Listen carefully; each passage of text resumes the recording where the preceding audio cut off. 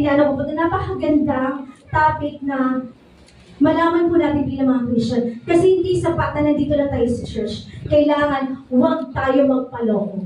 Okay? Ayan, so introduction, sabi nga ni Jesus sa Mateo 24 verse 11, maraming bulaang propeta ang lilitaw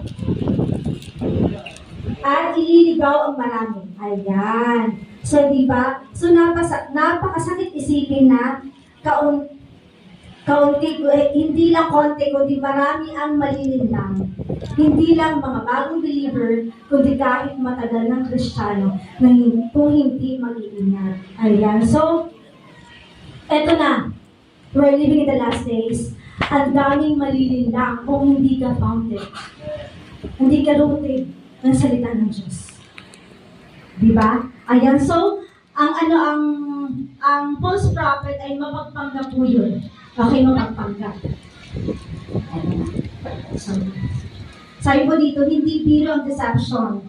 Ang pinakamasakit, hindi to obvious.